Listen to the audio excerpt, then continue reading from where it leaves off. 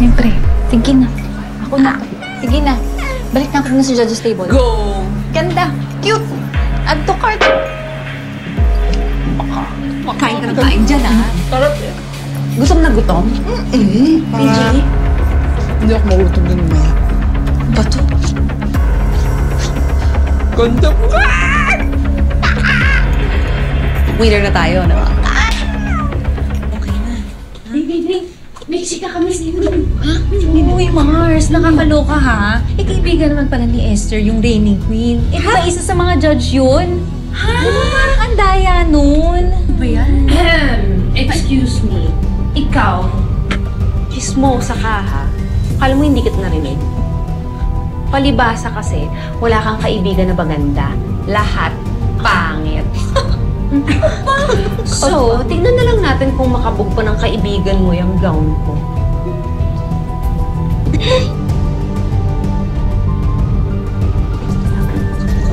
Yabang?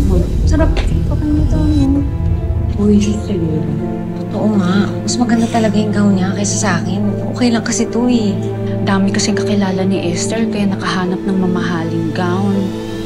Ano ba kayo? Huwag kayong makinig sa kanila. Nasa nagdadala yun ng damit. Ang totoong ganda ng damit lumalabas sa nagsusuot nito.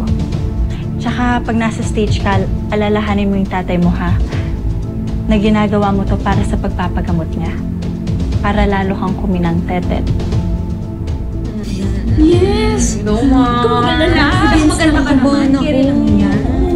Ganda-ganda mo eh. Teka, mag-ayos kaya tayo ng ano? Pwede bang mag-retouch dito? Okay, sige. Pero nakipag-testan, nakita ko madaming mga...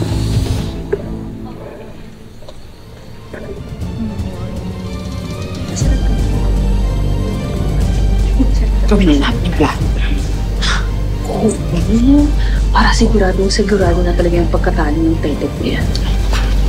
Wala na. Sige na. O, sige. Sabi na. Okay, sir.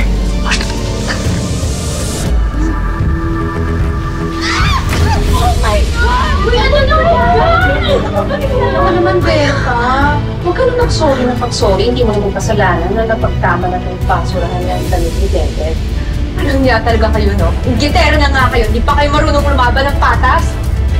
Wala ka talaga kasing sama, Esther! Isang aswang ka ba pinagili ng nanay mo? Nakakalindi ka na, ha? Ano nang hindi po?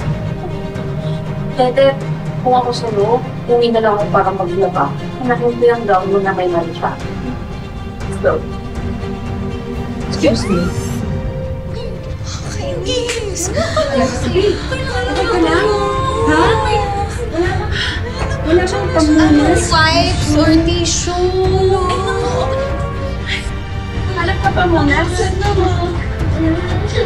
Uwi na lang ako. Hindi! Hindi ka uuwi. Magagawan pa natin to ng paraan.